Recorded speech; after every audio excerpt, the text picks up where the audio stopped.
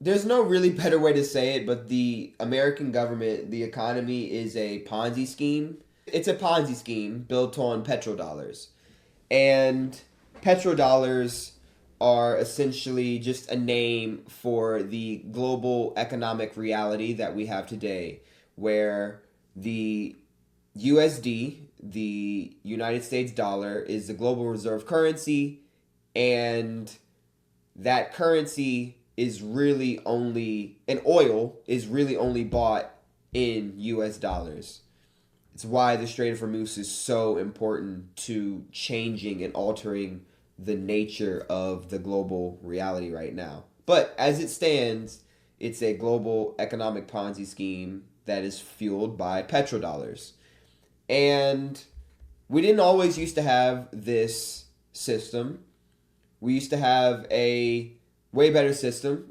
Many empires before have had better systems. All empires pretty much have had problems with money printing since there were paper currencies invented. Famously, the Mongols had a lot of problem with money printing. At the beginning of the Mongol Empire, they used a lot of silver and they had a silver-backed currency. And then obviously over the expansion of their military conquests and over time and more troops being needed, more resources being needed. Well, where do we get this stuff? We don't have it. We'll just print the money. Back then, it wasn't printing money. It was just issuing more paper. But it's the same exact premise. You are printing more money, but the resources are staying the same. So the price or the dollars that are, or the currency that is going to capture these resources is increasing. So everything costs more. It's the basic premise of inflation. And so, like I said, a lot of empires have printed money or used paper currencies. And a good way to not do the greedy thing, as all central governments do, is to just back your currency with a precious metal such as silver or gold. It's been around for thousands and thousands of years, and it's a hard money, it's a sound money that we know works. Precious metals. That stopped in 1971 when Richard Nixon took the United States off the gold standard. Essentially, that made the global economy and the American economy a Ponzi scheme. Once it was not backed by gold, coming out of the Bretton Woods Agreement in the 40s, right after World War II, where the world pretty much agreed, or the United Nations agreed, that, I think it was the League of Nations back then. The League of Nations agreed, hey, United States, you're the global hegemon. That's cool. Europe is destroyed. Everything's destroyed. You can have the world's reserve currency. And as long as it's backed by gold, as long as your currency is pegged to gold. Obviously, that was a terrible decision by the rest of the world, as the U.S. has never really been one to keep its agreements, as the natives and many other different agreements that they've just made in the moment and then gone back on like months later. But almost immediately, the U.S. started printing money because it was like, well, we have the world reserves currency. All we're doing is taxing the world is essentially what you're doing by printing the money. And you, all of you who are transacting in US dollars, have to take the brunt of this tax. And immediately the French were not happy about that. They sent their navy to come get their gold that all of the nations had compiled their gold together to put it in Fort Knox so that the global economy could be pegged to the US dollar with all this gold. And the US sent the French home. So they were like, you're not coming to get this. And all right, start another war. It was just after World War II. France is destroyed. You don't have the political willpower or the military might or the resources, economic resources to get your gold back. So basically, the U.S. was able to start its reign as the global hegemon that was able to just be the world's money printer and do whatever it wants. And that's where petrodollars comes in. Because it's one thing for your currency to be backed by gold. And yes, you're printing money. You're printing more money than you have gold. You're over leveraging your convertibility for your currency to gold.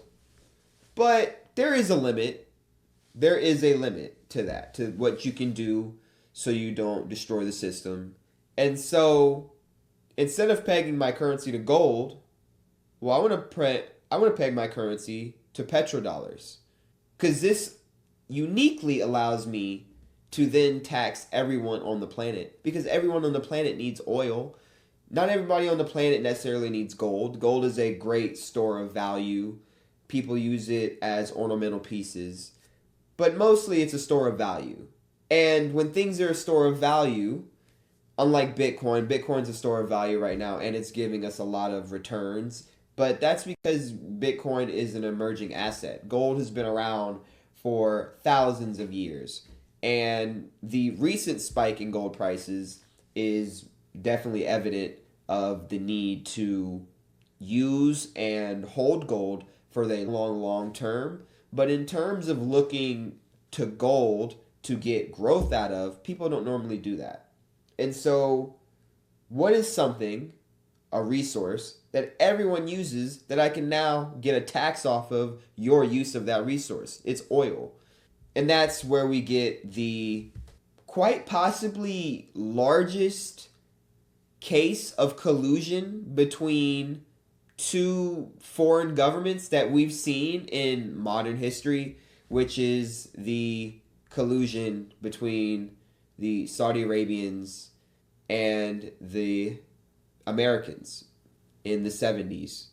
This is a picture of President Nixon and Prince Fahad ibn Abdul Aziz Saud. Saud as in from the family of Saud, who founded the modern Saudi Arabia we have around in the 18th century. And this prince is the Saudi Arabian Minister of the Interior. And they're walking around the White House Rose Garden. Henry Kissinger is here. We'll do a deep dive on Henry Kissinger in another video, but just know that Henry Kissinger is it's like a Oliver North, it's like a Dick Cheney level diplomat in the U.S. It's just like pure grift, pure greed. How can I make the most money for me? Probably hints of white supremacy. We'll get to Henry Kissinger later. But as you can see, they're just laughing it up. Ha ha. On the Rose Garden. And that brings me to economic hitmen and the concept of an economic hitman. And I recently read a really interesting book by John Perkins called Confessions of an Economic Hitman. And in the book, John Perkins lays out the idea of an economic hitman, seeing as the fact that according to him, he was an economic hitman for a large part of his life, recruited by the NSA, worked at private label companies that had private label finances, and he was an economic hitman through the late 60s, 70s, and into the 80s.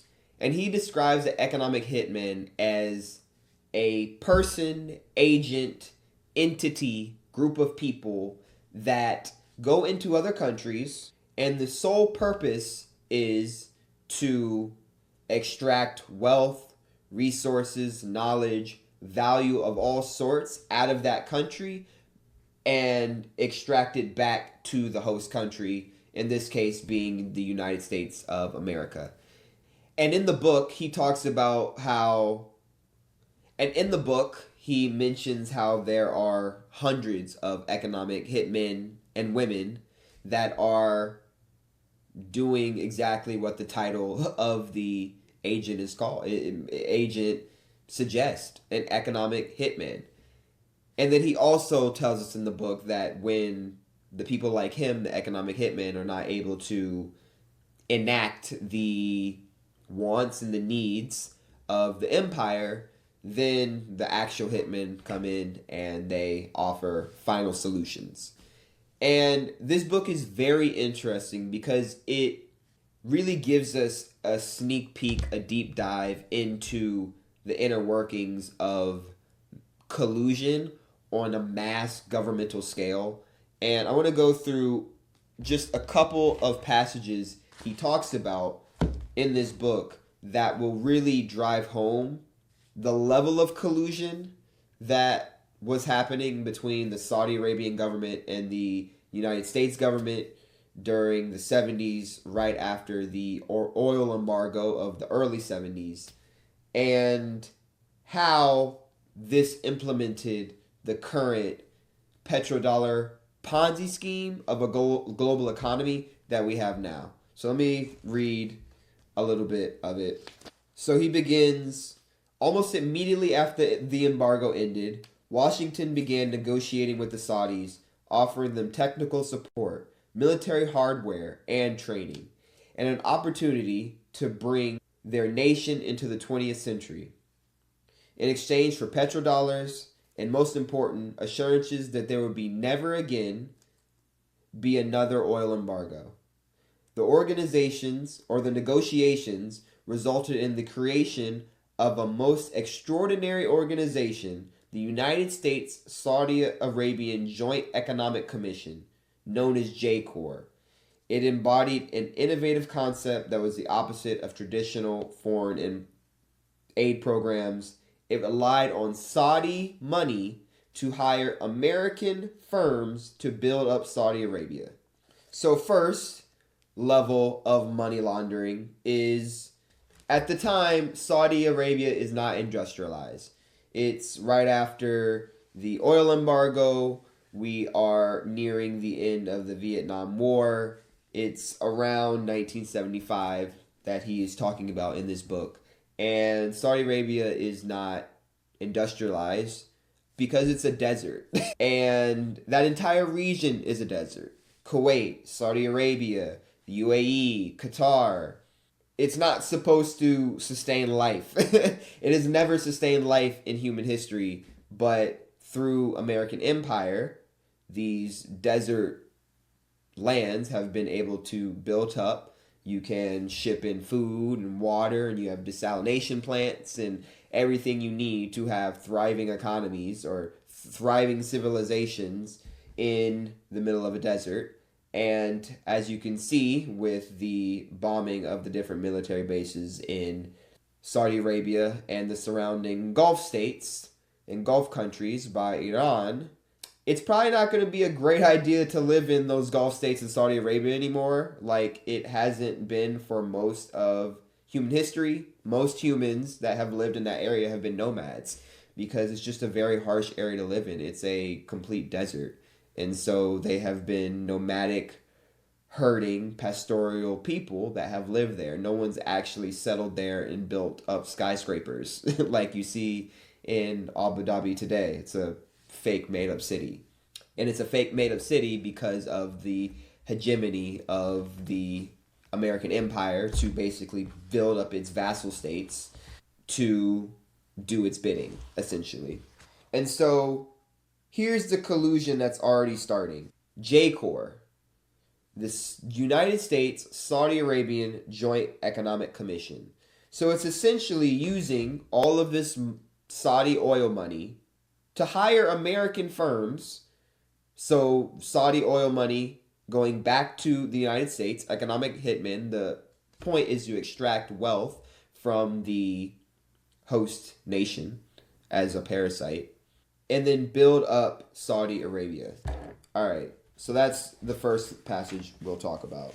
The next passage we'll talk about, and then on the very next page of this book, he describes exactly his task in detail as an economic hitman of the global empire, which is United States of America. He quite explicitly says quote, my job was to develop forecasts of what might happen in Saudi Arabia if vast amounts of money were invested in its infrastructure and to map out scenarios for spending that money. In short, I was asked to apply as much creativity as I could to justifying the infusion of hundreds of millions of dollars into the Saudi Arabian economy under conditions that would include U.S. engineering and construction companies. I was told to do this on my own, not rely on my staff, and I was sequestered in a small conference room several floors above the one where my department was located. I was warned that my job was both a matter of national security and potentially very lucrative for Maine. Maine is the global private entity that John Perkins works for as economic hitman for the majority of his career as an agent.